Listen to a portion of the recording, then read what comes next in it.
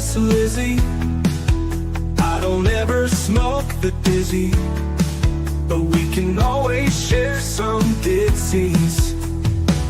It's just a cup in time. This song doesn't have to run. Life's all of us, not every moment we can be feeling fine.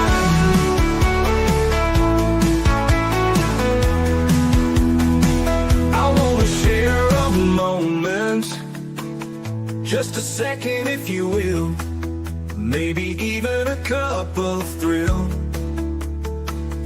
We could share this performance. It's tea time, come sit with me.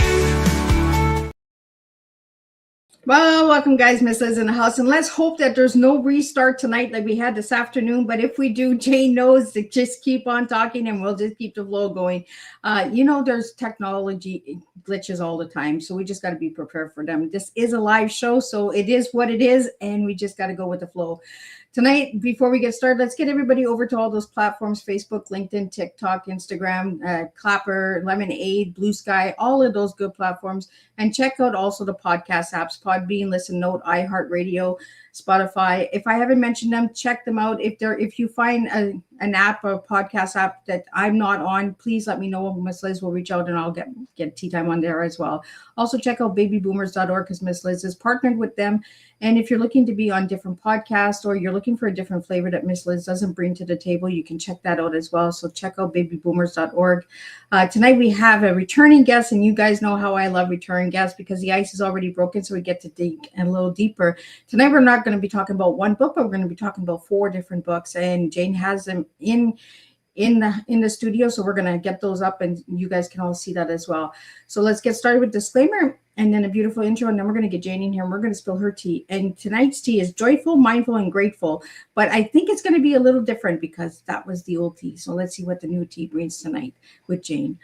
A disclaimer for Miss Liz's Tea Time live show. Miss Tea Time is a global platform dedicating to sharing real life stories and diverse perspectives, meaningful conversations, and inspire awareness, healing, and connection.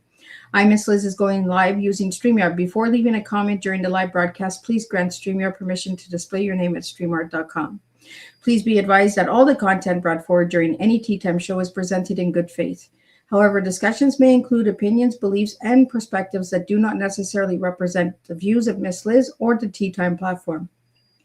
Information shared by guests is based on their own experiences and is perceived to be accurate at the given time of airing. All guests, viewers, and participants are responsible for using their own good judgment when considering any action or decision that may relate to these discussions. Some episodes may cover sensitive topics, including but not limited to trauma, abuse, grief, mental health, and other emotionally triggering subjects. Listeners' and viewers' discretion is strongly advised. Tea Time with Miss Liz is an open discussion forum designed to offer insight, inspire awareness, and create connection. It is not a substitute for professional, medical, legal, or therapeutical advice. If you require professional support, please seek assistance from qualified professionals or trusted resources in your area. If you have any questions regarding this disclaimer or the content of the discussion, you are welcome to contact me, aka Miss Liz, directly at my email at bookingmissliz@gmail.com or visit my link tree at Miss Liz's Tea Time. By choosing to participate in, comment on, or view these live shows, you acknowledge and accept this disclaimer. Your participation is entirely voluntary. I, Miss Liz, welcomes you to join the conversation with an open heart, and if at any time you feel this platform is not right for you, I respect your wishes and decision and welcome you back whenever you are ready. Tea Time with Miss Liz is serving truth and awareness one cup at a time. Well, welcome back to Tea Time with Miss Liz, where stories become bridges between history, humanity, resilience, and truth. Today, we warmly welcome back a returning guest whose storytelling continues to bring forgotten history, powerful emotion, and unforgettable characters to life in ways that stay with readers long after the final page. Please join me in welcoming back Jane Rubin, award-winning historical fiction author and returning friend to Tea Time Table. Jane returned with her newest and boldest novel yet, Mayhem in the Mountains, the latest installment in her acclaimed Gilded City Series. Set in the Catskills during the turbulent summer of 1924, this gripping novel explores a world shaped of prohibition, gangsters, bootlegging, family loyalty, survival for justice, and the rise of the Ku, Ku Klux Klan beyond the American South. Jane's storytelling beautifully blends history with humanity, reminding readers that behind every historical event and real people navigating fear, courage, love, change, and impossible choices. Today's Tea Time will explore the power of historical fiction, family, resilience, and survival, the hidden tensions of the 1920s America, why stories from the past still matter today, the emotional truth woven into mayhem in the mountains. Jane reminds us that history is not just dates and headlines. It is people, voices, choices, and lessons that still echo into today's present day. So grab your cup and join us for another meaningful conversation filled with storytelling, reflections, and real life tea, true experience and awareness. And let me get Jane in here and spill some tea. Hi there. Thank you for having me. Oh, did I lose you? I don't know. Oh, there you are. Here. I'm telling you, glitches on this. I'm telling you, this glitchy day. There must be a storm coming somewhere. Yeah. So, Jane, for my first time listeners, tell us a little bit about who Jane was as a little girl and who Jane is now. Oh, I was kind of a loner as a little girl.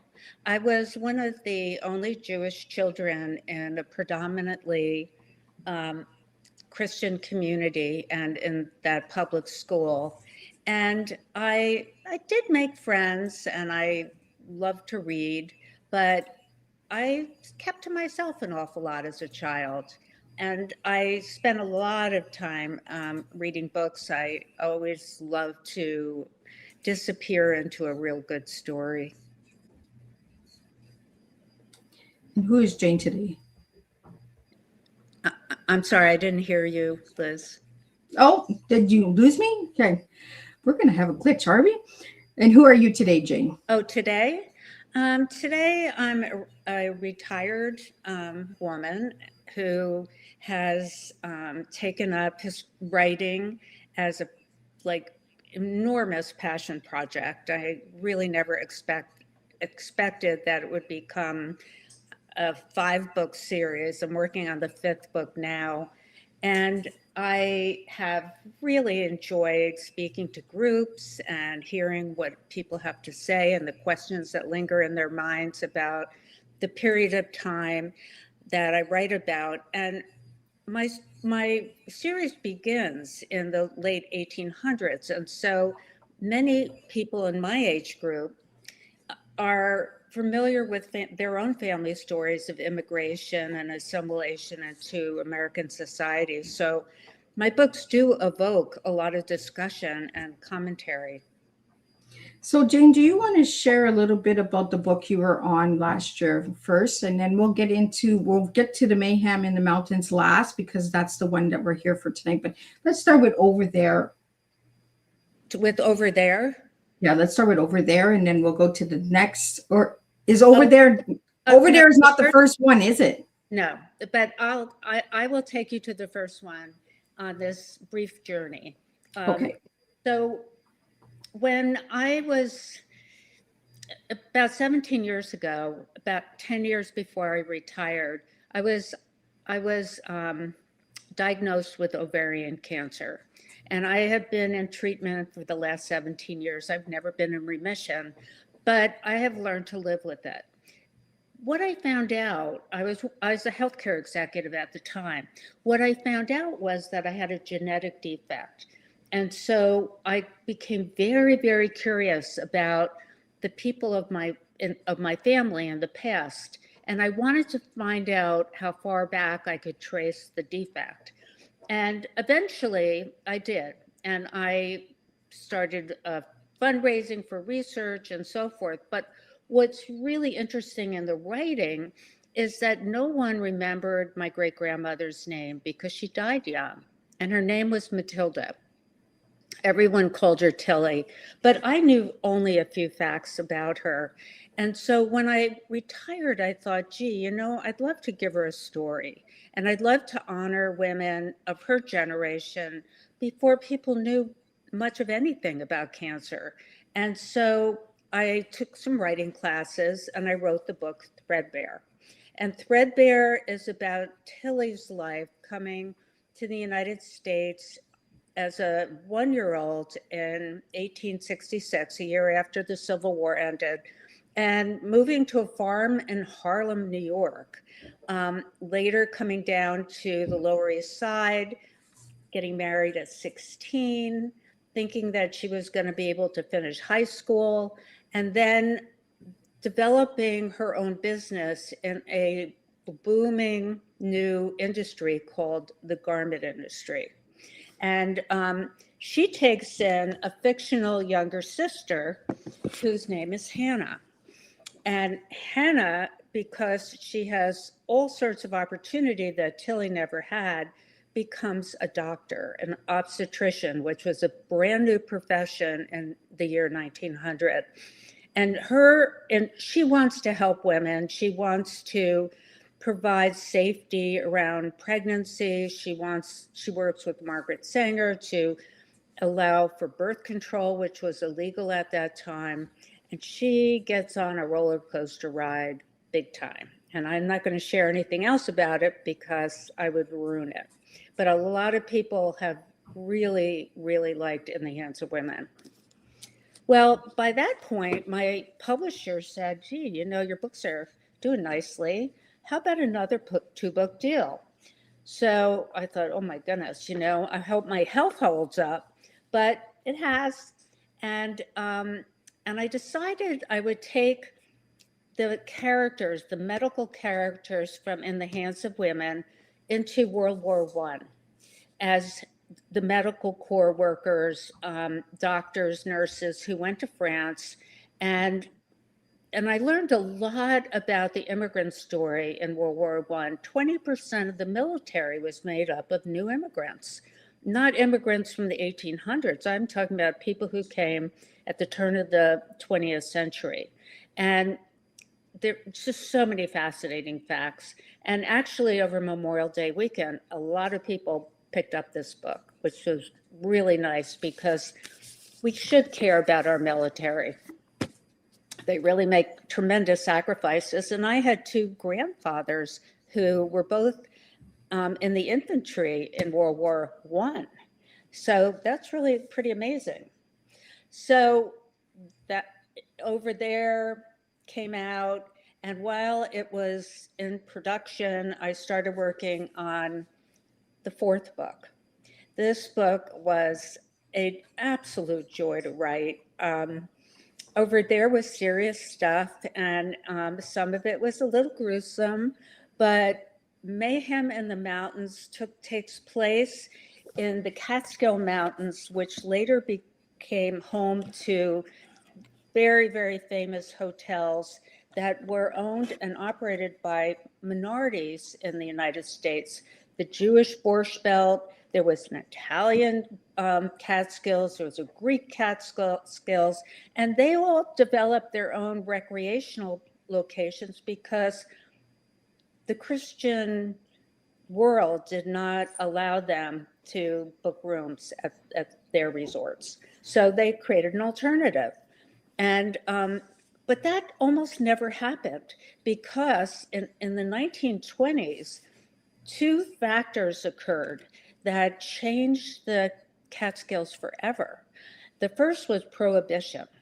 That area of Upper New York is on the thoroughfare between Canada and New York City, and you could believe that how much alcohol came down that corridor.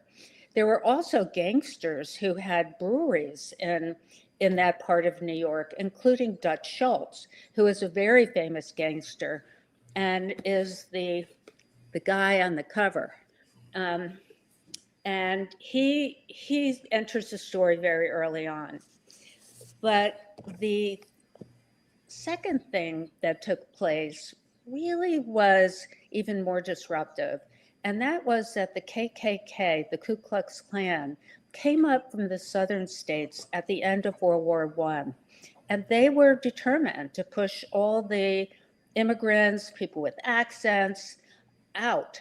They really felt that they didn't belong in America. even though 20% of the army had been made up of them in World War I. They just didn't see that logic. And if it hadn't been historically for the governor of New York, who basically gave them the boot, if they had chased the Jewish farmers and the Italian farmers, and so all these immigrants who were coming from New York in the 1920s, vacationing in this cooler region, if they had been chased out, we never would have ever had the Borscht Belt. So their presence in that area was really important. So as I started doing the research do you have more questions? I'm just going. No. I'm listening to you. I do have questions, but I want you to. Okay. We're getting into the story. We're going to move. Put a nickel in my neck, and I just talk. Anyway, so this book takes place.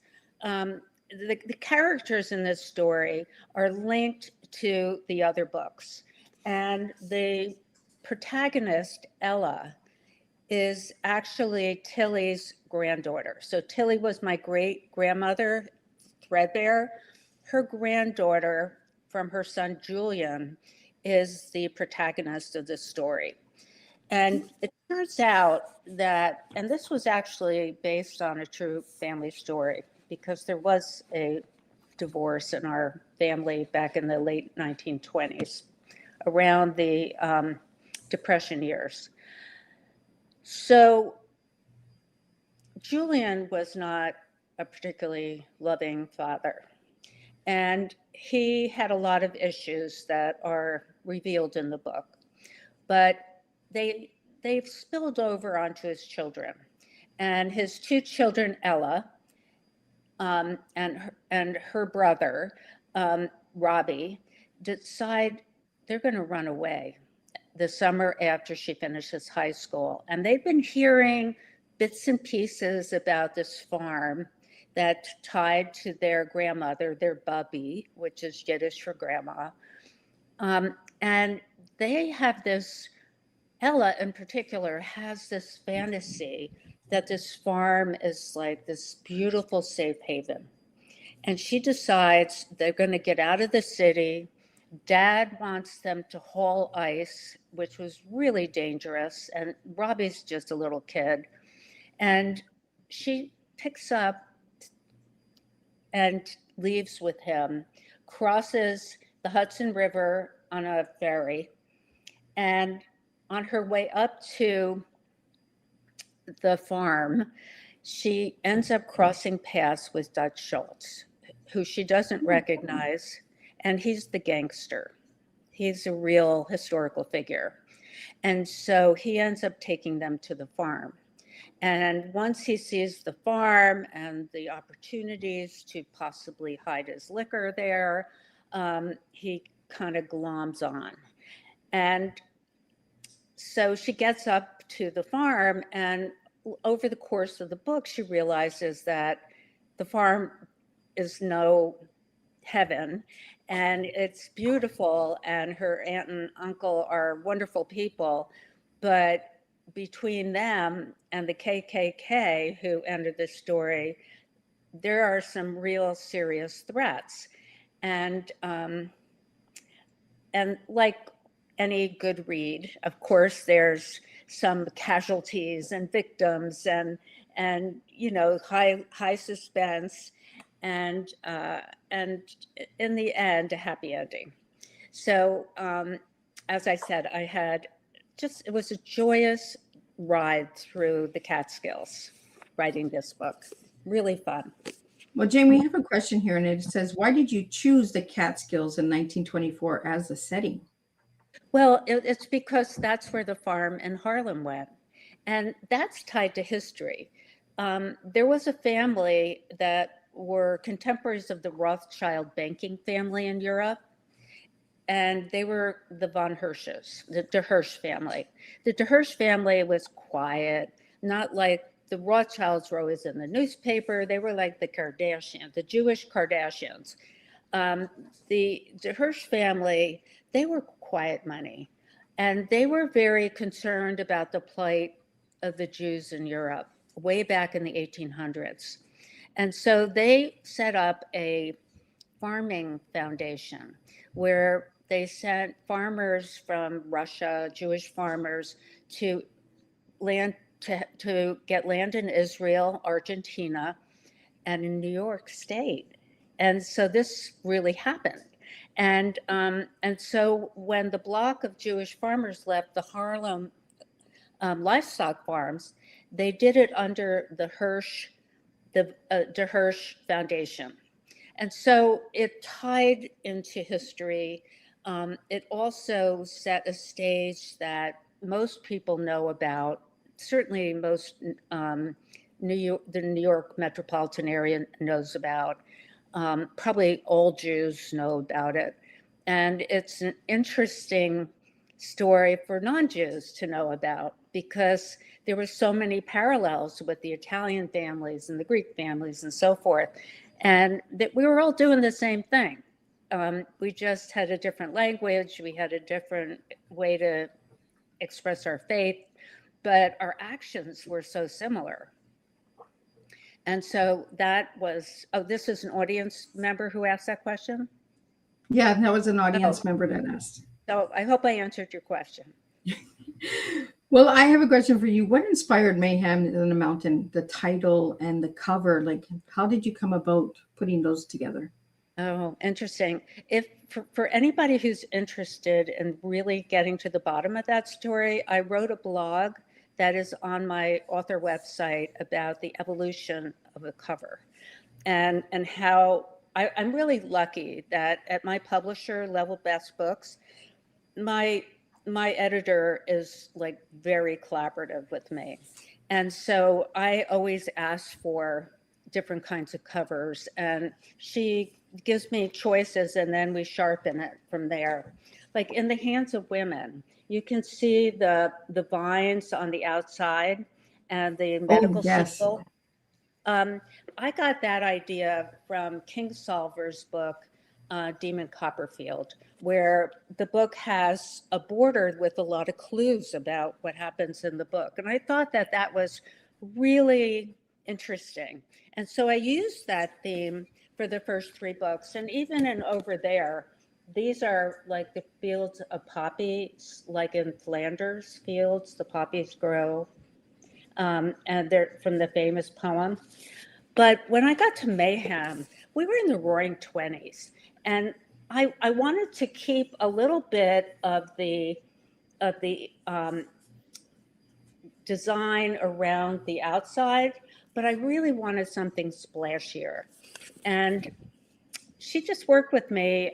We went through like 4 or 5 iterations, and then an artist friend of mine did a little bit of cutting and pasting while we were down in Florida, using a manicure scissors to cut out Duke and put him on top of a different background. And within like a half hour, we came up with this from all the raw materials she had given us. And then she went back and cleaned it up, and boom, we had a beautiful cover. So the character is named Duke. Where'd you get the name Duke from? He's a real character. No, not Duke, Dutch Schultz. Did I say Duke? Yeah, you said Duke. Duke is in the next book. Oh, we're getting done. No. There's no Duke. But it's Dutch Schultz. He's historical. A number of the characters and all the locations are historical. The pharmacy and what they served and what the soda fountains were like, it's all historical. I mean, I really love the research, and I'm very detailed about it, what people ate for breakfast. A friend told me I talk too much about food in my books, but I love food. And I think it's so fascinating, the different things that people ate. And here's an interesting piece of historical trivia. And if anyone watches the History Channel, there was a series about foods that made America. And it's fascinating. But in the 20s, it was the dawn of real packaged food. It was when the Heinz company started bottling their ketchup and sauces, and they were safe to transport around the country.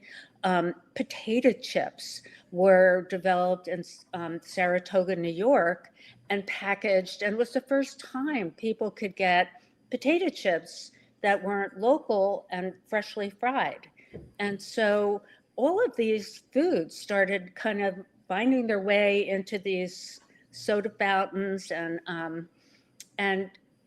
no one really understood how bad a lot of that food was for you because it tastes so good.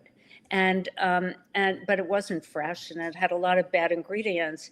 And as Ella, who's my main character, decides over the course of the story that she wants to become a nurse and go to nursing school. And as she's helping her Aunt Miriam, who went to France and over there, and Miriam's husband, Eli, who was in France and at their clinic, she starts seeing people with high blood pressure. And there was no medication for high blood pressure in the 1920s. And people they didn't live very long. And most of them couldn't change their eating and some of the contributing factors. But she's sitting at the soda fountain realizing that these potato chips that are so delicious have a connection to the disease. And it was really interesting to think about the people then and their, our awareness between our health and what we eat is something that has evolved over the decades, but it had to really start somewhere. And I think the introduction of packaged food probably did make a few people's eyebrows go up. So Jane, what got you into writing history? What? Can you repeat that? What got you into writing about history?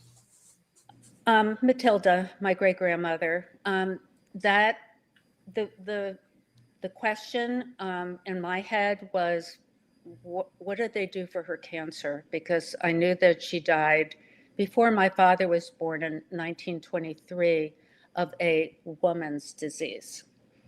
And I thought, well, gee, what kind of help was available for her back then? Not much. It was probably mostly painkillers at home.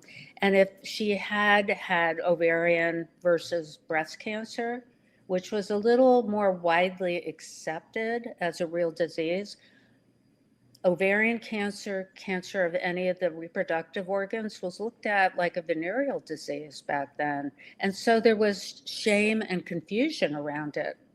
So I really felt pretty badly. As a matter of fact, I don't know if I told you this on the last show, Threadbare, the first book in the series, I donate all of my royalties to the Ovarian Cancer Research Fund. Yes, I remember us talking about that. We had brought it up because there was an event when you were on the last time. You were hosting an event, or your granddaughter, something to do with your granddaughter, if I remember right. Oh, yeah. She had raised money over Thanksgiving weekend.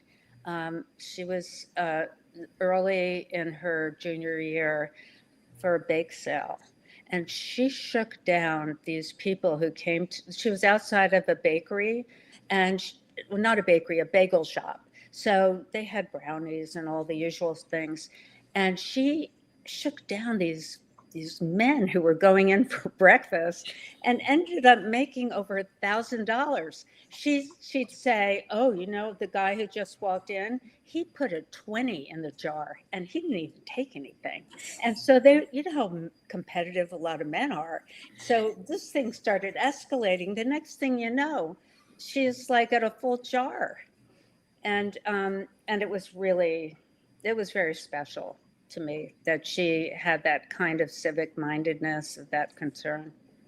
Yeah, I remember the picture you had online. You guys were at the Thanksgiving table. I was shocked. Yeah. And it's nice at my age to see young people have that sense of caring about people in their community. It's just so important. Well, Jamie, I have a question that just came in, and it's what parallel do you see between the 1920s and today's world? Interesting. I could probably answer that in a lot of different ways. The 20s was when well, first let me take it the economics, and then I will answer it from a social perspective.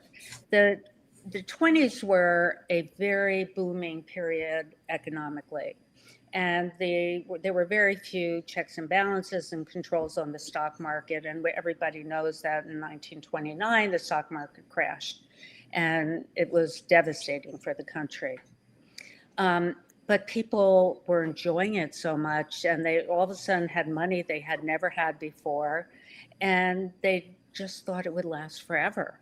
And so they spent furiously, they did all kinds of crazy things. And I think that in our world, in our country right now, is very split between the haves and the have-nots.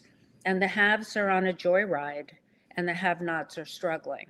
And I think that there will be another stock market reckoning, because I think that it's, there's a lot of similarities. But the impact that had on the people in the 1920s, particularly the New Yorkers, were that for the first time they could afford to send their families outside of New York in the summer. And New York just was sweltering with those apartments, no air conditioning. Some people still didn't have electricity and fans. And to be able to send your at-home wife and your children up to the Catskills to rent rooms in a farmhouse or a bungalow in the 1920s was like an amazingly fabulous thing to do. And the men would come up for the weekend, and it was a few hours of driving each way. And during the week, the moms and children would stay put. So the second similarity is along social lines. Before World War I, ethnic neighbors didn't mix. So New York was like strips of ribbon from north to south in the lower part of Manhattan, from the Hudson River all the way east to the East River. And in these strips were different ethnic groups and tenement buildings. And they, as I alluded to before, they spoke different languages, they practiced different religions, but they lived exactly the same. They were all coming from extreme poverty and abuse, and they were looking to get safety, employment, education, and for their children. But they didn't really mix. They were superstitious, they didn't trust each other. And when World War I came about, there was a tremendous sense of patriotism amongst all these immigrants, and they enlisted.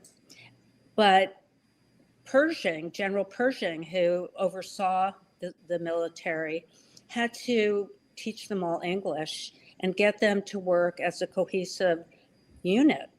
And so he did something very clever. He set up these training camps, but he wouldn't let anyone bunk together who spoke the same language, or had, like, the Italian boys were in with the Jewish boys, were in with the Greek boys, and they had to commonly figure out how to communicate with the little English they had.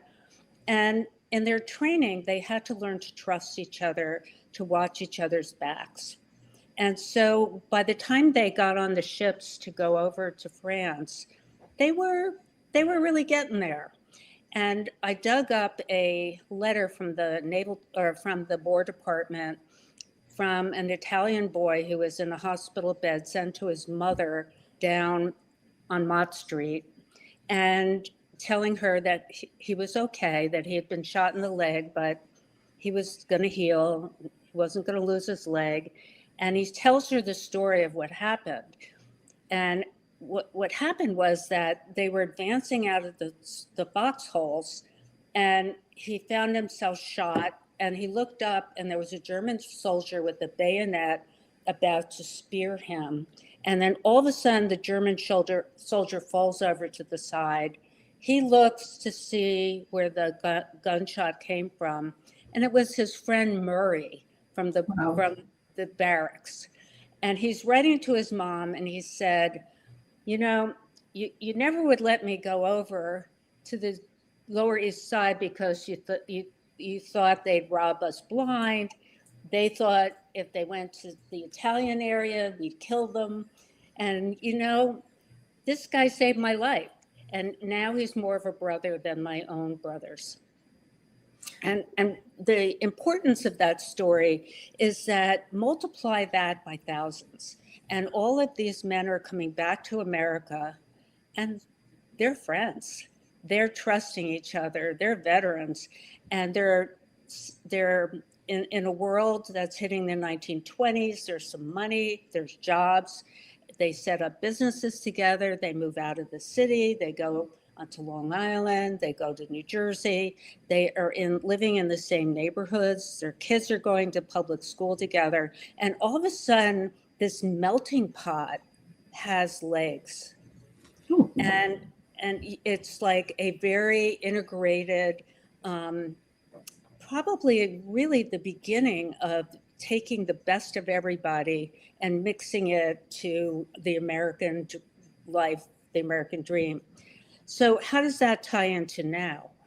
Well, now it's feeling a little bit like before World War I, when there's a lot of divisions, a lot of stereotyping, a lot of misconceptions about who we are and what we believe and who you can trust. And forgetting that underneath all of it, all that packaging, we're just humans. Yeah. And my background in healthcare, I already knew that, because underneath the skin, we're all the same. And when people are suffering and they're scared, we're all the same. And working in hospitals, it really removes a lot of the stereotyping. But what percent of the population works in hospitals? So for everybody else out there, I hope that my books open your eyes and reminds us how similar we all are. Well, Jane, how did the anti-Semitism, and hate groups shape this story? Well, that was really coming from the KKK. And I think, you know, my characters, many of them went to France, and they came back and they thought the world would have changed. And instead, they're now encountering these hate groups, or this anti-Semitic, anything that wasn't kind of white farmers. And so I just think that for some of them, they were like head scratching, like, where did this come from? But for some others, they were angry. And some of my characters are angry, and they're reminding these individuals who they cross paths with in town, you know, look, we're not like, it's not like the South where you're going after emancipated slaves who were under oppression for their entire lives generationally. You're going after people who know how to shoot machine guns and have just gotten off the battlefields a few years ago. You have no idea what you're up against.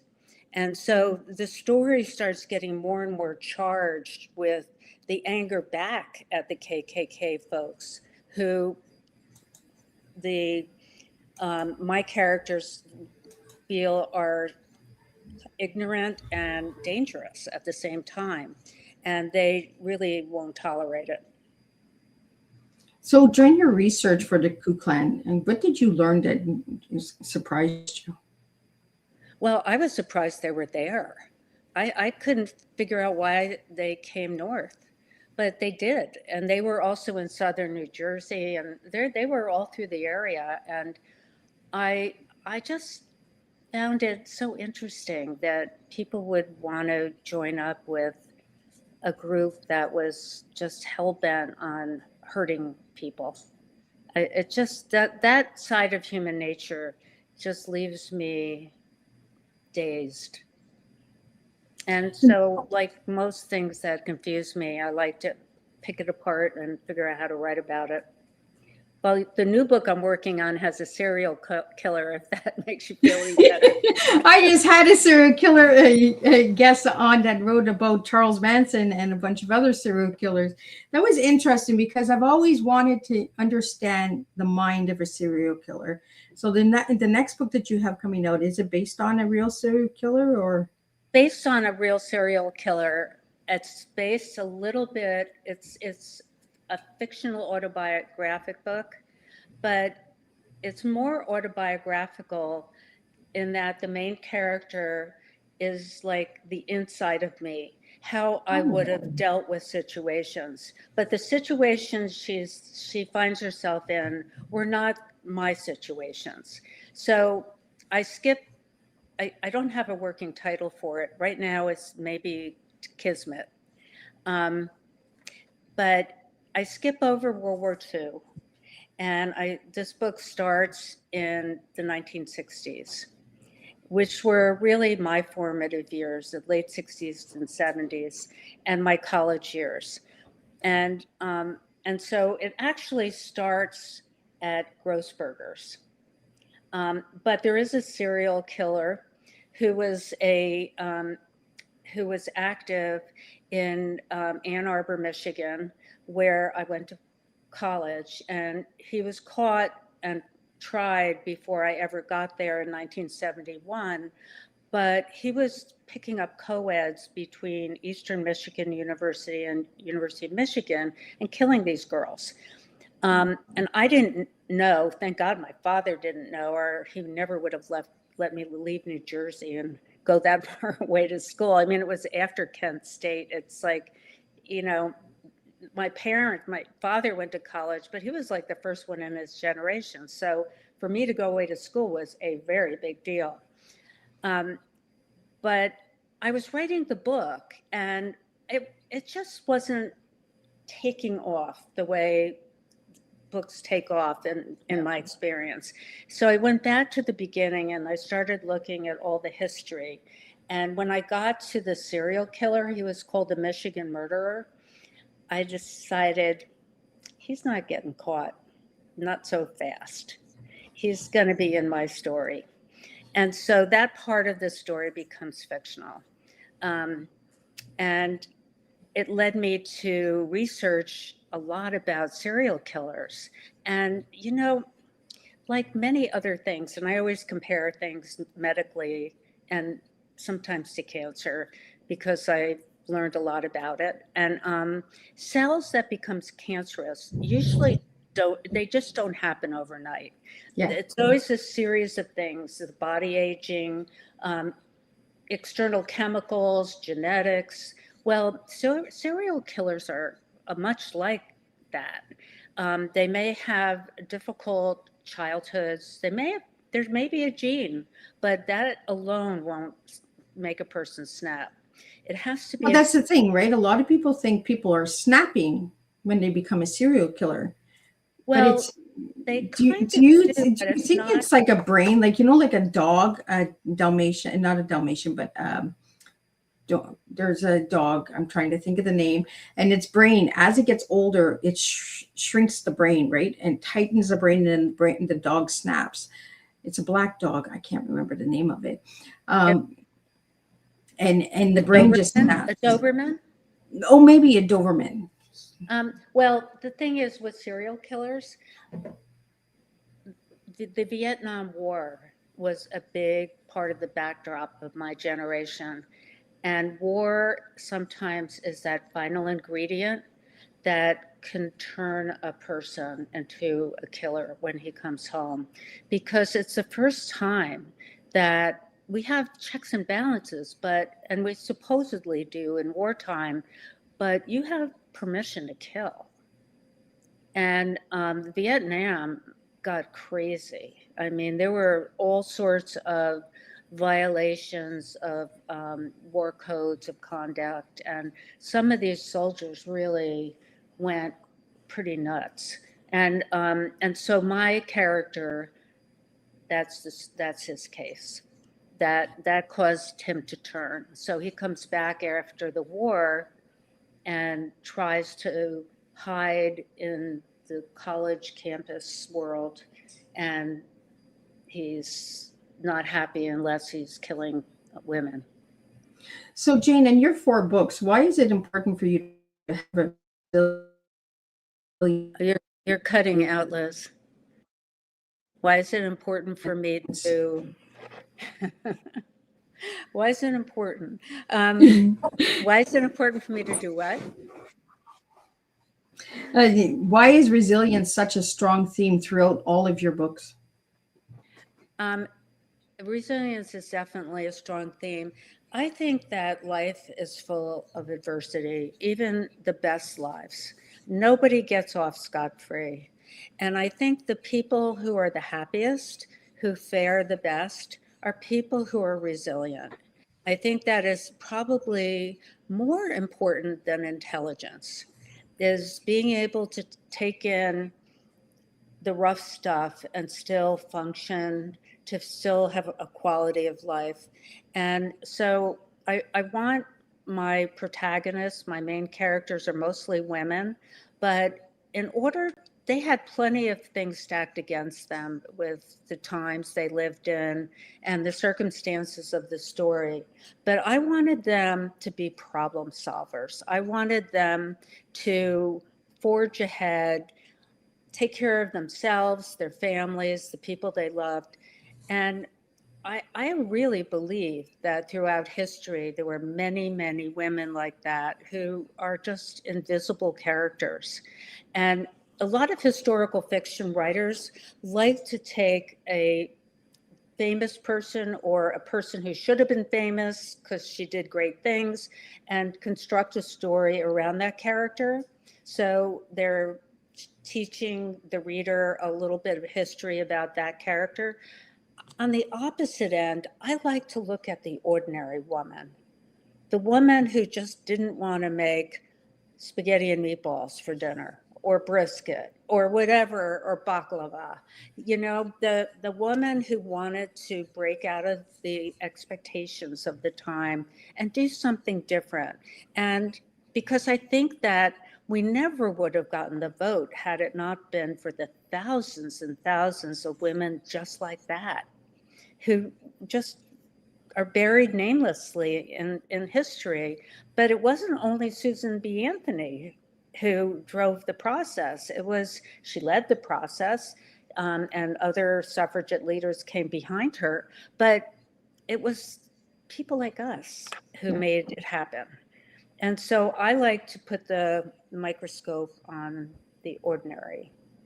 I like that because, you know, it's the ordinary that doesn't get seen and heard. But through the stories that you write, they do get seen and heard. Mm-hmm. And they count, and that's true today too. I mean, I'm not a writer whose work will be pulled out in 100 years saying, you know, Jane Rubin told the plight of the women from mid-century 1800s through, you know, the beginning of 1900s. But I will have impacted enough people in my own right to maybe make a little bit of difference. Yeah. And that's an ordinary person who just has an interest in doing something a little different during my retirement years. So Jane, what historical era fascinates you the most? Is it the 1800s? I think the 1900s. The 1900s? Yeah, I was really curious at looking at the history that was not so notable, like the period of the late 1800s after the Civil War was over through into the First World War. And so much stuff happened. Then the immigration, the Industrial Revolution. I mean, there was like a booming amount of scientific discovery. But when you get into the 20th century, you really see this acceleration of knowledge as you get from the beginning to the end. And I think we're going to see that geometric growth again from the beginning of the 21st century to the end. I mean, even in the book world, and I don't have these statistics 100% off the cuff, but for the whole century of the 1900s, there were something like 2 million books published. But there's almost that amount published a year now, in a year. I mean, that's like 300-fold increase. And that's self-publishing, that's everything. And so there's this, you see this geometric explosion in medical innovation. I mean, look at me. I'm like a 1% survival rate, and I have had all these new drugs, and I think I look pretty good for 72. Oh my goodness, I would have never gave you 72, girl. I mean, you know, maybe better on the outside than the inside, but I mean, they've kept me going. And I just think that it's just really interesting. It's going to keep getting really interesting fast. And I think fast will be the key word if we don't have another world war. And Jane, what do you want the readers to take away from the novels? Well, I think the overriding thing that I think is most important is, especially in a somewhat polarized world that we live in today, is that we share history accurately, and that whether we like the history or not, or whether it makes us look good or terrible, we look at it honestly and we learn from it. So, like in the hands of women were so vulnerable sexually. They were so vulnerable physically. Families were enormous. They had no way to control the size of their family and have a happy marriage. And they couldn't afford these children, and it led people to make very dangerous decisions. And I don't want to do that again. I don't want to, I think we should learn from that. We should find solutions to that people can live with. And I don't think anybody really knows my personal views on these topics, but I could surprise you with them as a grandmother of 7. Life is very precious. I think that we should be always aware of that, and give people the tools so that we can protect life and that we can protect our destiny with it. So I think history is very informative. And I think that a lot of people look back and they kind of make it up. They don't really know. And have I been guilty of that? I might have been too, but I'm not anymore. I research. If I don't know what I'm talking about, I check my facts. I think that's important, especially when you're telling a story about the history, right? You want the facts. You don't want to have the gossip or the rumor or the hairdresser who heard this rumor that person was with that person. And we were talking about this the other night, me and Alan, when he came on and talked about Charles Manson, and him as well. When he's writing his books, he said, I want the facts, Liz. I want the source. I don't want the latest gossip in the town. Because when you're bringing these stories to the table, you want people to learn from them, not make their own stories or create their own dilemma of what has happened. Well, we have this social media that is a two-edged sword. It's very entertaining. You can get real news fast. You can get make-believe news fast. You can get opinions quickly, and how to sort it out and know what to believe is very, very difficult. Aside from the fact that it's sort of polluting our children's heads, which is a whole nother matter. Absolutely. Well, that goes into the next question I have for you is what message would you leave for future generations with your books? I think that it's really important to see the common denominators across our population. And we are one people, and we come in all different shapes and colors and forms and beliefs. But I think that teaching children and adults to respect and seek to understand each other. For example, there is a passage in this book where one of the KKK men there's a medical issue, and he has to turn to people he never would trust. And his wife, who's kind of on the outside of it, is feeling very regretful. And she says to Miriam, the nurse from over there, she says to her, well, you know, you can understand. I mean, these people are newcomers. It's natural not to want to, you know, to protect our own. And Miriam says, do you believe in the Bible? And the woman's like, oh, of course. And Miriam cites a passage from the Bible about welcoming strangers. And she said, well, what about that? I mean, I don't think it's normal to hate new people. I think it's normal to be curious. Yeah. I think it's normal to open your door and welcome them and get to know them and get to know your neighbor.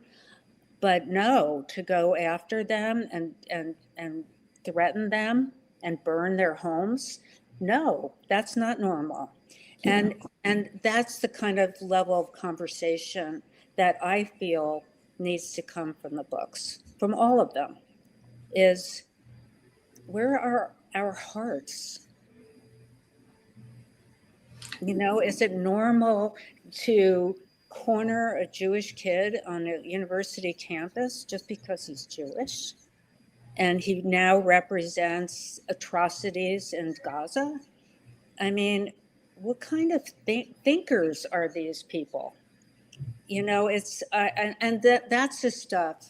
God, if I live long enough to see a little more harmonious behavior amongst different sorts of people, I'll feel very satisfied. So, Jane, what final message would you like to leave with everybody tonight? Read my books.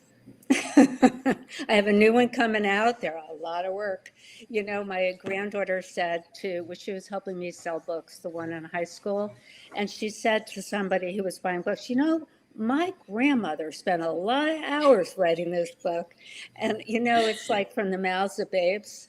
So I would hope people enjoy them. They're relatively easy reads. You know, I don't write like way up here. I write for the common person, and yet I try and write meaningful literature so that you learn, you think, maybe you debate, which is fine too, but you come out with a bigger brain.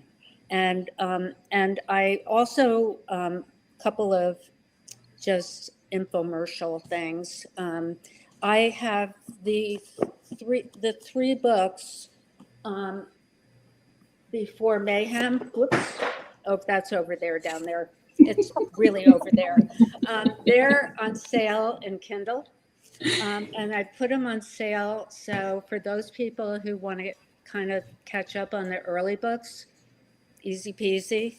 And I have the normal low price for Mayhem. It's coming out in a little over a week.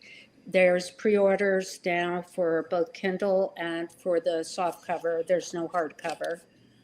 This is the hardcover. And I'm just hoping that people enjoy it. You know, it's summer. We should all be reading. Yeah, absolutely. And, you know, it's important to tell people. It's important to leave reviews. It's important to, you know, that's actually how In the Hands of Women took off, word of mouth. this book has sold so many copies, and I haven't spent a lot of money on advertising. And I think it's word of mouth. Ann Patchett, there's a TikTok on social media where she says that's the most effective way to sell books, is to share a good story with someone else. Absolutely. Well, Jane, thank you so much for joining me on Tea Time again. It was a pleasure to have you back and to have my viewers listen to your new books and all of the 4 books. We were able to get into all of them tonight a little bit and get into the next one. So stay tuned because Jane has a new one coming. All right. Thanks, Liz. And you be well.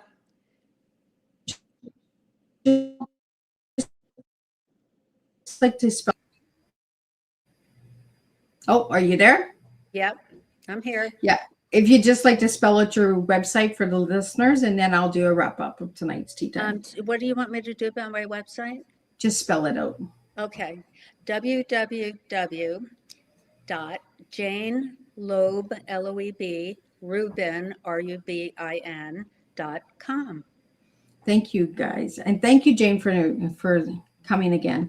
A quick wrap up of tonight's Tea Time. What a rich and meaningful conversation tonight. Jane, thank you for once again bringing your heart, insight, and extraordinary storytelling to the Tea Time table. Your ability to weave history and emotional depth allows readers not only to learn about the past, but to truly feel it. Today's conversation reminded us that historical fiction has the power to preserve voices, uncover forgotten truths, and help us better understand both humanity and ourselves. Through Mayhem in the Mountains, you explored themes of fear, survival, family, prejudice, courage, and resilience during one of America's most complicated periods. Yet beyond the historical backdrop, your work reminds us of something deeper, deeply human. People have always searched for safety, belonging, hope, and connection in uncertain times. One of the strongest takeaways from tonight's Tea Time is this: history matters because people matter. When we take time to listen to stories from the past, we gain perspective, empathy, and awareness that we can shape how we move towards together. Here's some food for thought to leave with everyone today. What stories from the past still hold lessons we have not fully learned yet? Because remembering is not about staying trapped in history. It is about honoring truth while building a wiser future. Thank you, Jane, for continuing to preserve important stories through your writing and for returning to share your voice once again with the Tea Time community. Until our next time, keep sharing stories that matter, keep honoring history with heart, and keep serving real-life tea one conversation at a time. And I'll see everybody in June, and we'll do this all over again.